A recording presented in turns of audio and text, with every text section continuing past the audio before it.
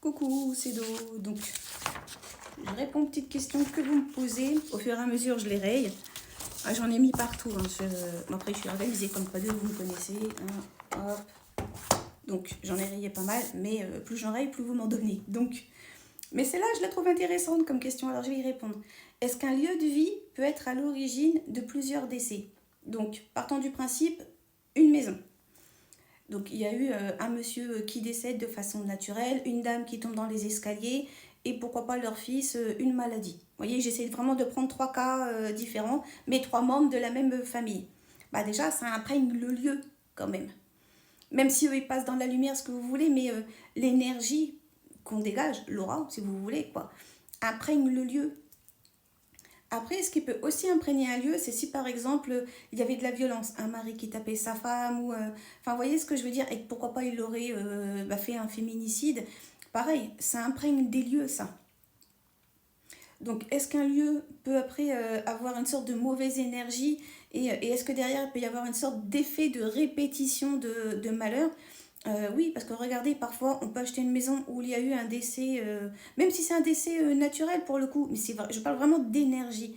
Et qu'après vous rachetez la maison et bah, ça se peut que derrière il y ait aussi un décès, je sais pas, de ton mari, de ce que tu veux, enfin, mais de façon surprenante, ça arrive. Je dis pas que c'est dans tous les lieux et dans toutes les maisons, hein, qu'on se comprenne bien, mais oui, c'est déjà arrivé. Et en dehors de décès, parce que là, c'était la question, parce qu'on m'avait vraiment parlé de décès. Mais moi, je vais vraiment parler d'énergie. C'est arrivé, et là, pour le coup, je vous parle vraiment d'une expérience vécue. Alors, pas par moi, hein, mais d'une maison qui est dans l'Oise, et dont c'était une de mes clientes aussi.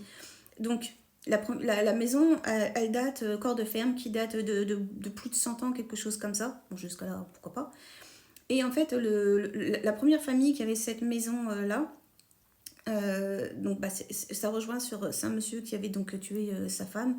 Bref, le monsieur il part, la maison elle est revendue, ça voilà, pas de problème. Et premier couple qui achète la maison, divorce. Bon bah des choses qui arrivent, hein, c'est pas le. Un deuxième couple qui rachète la maison et pareil là c'était un couple solide qui s'aimait, ce que vous voulez, pareil qui divorce. Là après c'est ma cliente qui est devenue mon amie qui rachète sa maison. Pareil, avec des enfants, couple solide avec son mari, ce que vous voulez. Et je crois que c'est au bout de 3, 4, 5 ans, 4, 5 ans, ils ont divorcé. Mais je vous assure que c'était pas un couple qui pouvait divorcer à la base. Et je pense sincèrement, là c'est moi, ça ne regarde que moi, et voilà. Mais je pense que le lieu, énergétiquement parlant, il n'était pas bon, il devait être comme hanté par une mauvaise énergie. Et puis voilà. Donc comme quoi, oui, il y a des lieux comme ça qui peuvent être marqués par des mauvaises choses et qui après, par éclaboussure, ou je ne sais pas trop comment l'expliquer, par dommages collatéraux, par vibration, enfin j'en sais rien. En tout cas, les énergies se, se, se répercutent sur les autres en fait. Et puis bah, du coup, oui, il peut vous arriver des mauvaises choses. Mais oui, oui, ça peut arriver, oui. Donc, bah écoute, j'espère avoir répondu à la question. Ah oui, et qu'est-ce qu'on peut faire dans ces cas-là? Rien. Ça y est, c'est trop marqué dans les murs, c'est trop là, c'est trop imprégné. C'est ce qu'on appellerait après des hantises. Ça s'appellerait même après des lieux hantés. Des lieux hantés, ce n'est pas que des châteaux, hein, contrairement à ce qu'on croit. C'est l'énergie qui reste, et des êtres, parce que bah, c'est l'énergie, mais parfois c'est aussi des êtres, des entités, des hantises, enfin bref. Mais je vous ferai une vidéo un de ces quatre avec les différents termes, comme ça au moins quand je vous parlerai, vous comprendrez de quoi je veux vous parler.